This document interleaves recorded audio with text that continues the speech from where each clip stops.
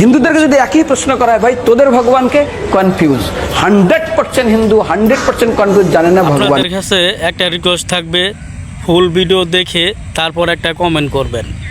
দেখেন, তিন রকমের ধর্মের লোক বেশি আছে, খ্রিস্টান, ইসলাম আর হিন্দু। 100 জন খ্রিস্টানকে যদি একই প্রশ্ন করে তোদের ভগবানকে, একবারই বলবে আমাদের ভগবান ঈশ্বর মসিহ যীশু খ্রাইস্ট। মুসলমানকে জিজ্ঞাসা করবে 3 থেকে 5 মানে মৃত্যুর আগে পর্যন্ত, যাকে এই তোদের ভগবানকে, একই উত্তর দেবে, ভাই আমাদের ভগবান হলো আল্লাহ। হিন্দুদেরকে যদি একই প্রশ্ন করা হয়, ভাই তোদের ভগবানকে, কনফিউজ 100% হিন্দু 100% কনফিউজ, জানে না ভগবানকে। দ্বিতীয়ত, যদি তুই মুসলমানকে জিজ্ঞাসা হয় তোরা মসজিদে কেন যাচ্ছিস, ওদের শেখানো হয় মসজিদে যেতে হবে নামাজ আদায় করার জন্য। সপ্তাহে ওরা 100% একদিন মসজিদে যাবেই। তুমি যদি খ্রিস্টানদের জিজ্ঞাসা করো তোমরা কেন কোথায় যাবে, কোথায় যাও না, আমাদেরকে একদিন তারা চার্চে যাবেই। কেন? ঈশ্বরে প্রার্থনা করার জন্য, ওদের শেখানো হয় জন্মের থেকে, এটা সংস্কার।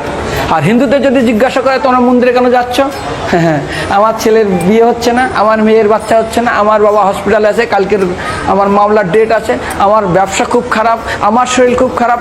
99.99 হিন্দু জানে না মন্দিরে কেন আসা উচিত, তাদের ভগবানকে মৃত্যুর পরে কোথায় যাবে। মুসলমানকে জিজ্ঞাসা করবে মৃত্যুর পর কোথায় যাবে, বলবে ভাই নামাজ রোজা যদি না করি দোজকে যাব, অর্থাৎ নরকে যাব।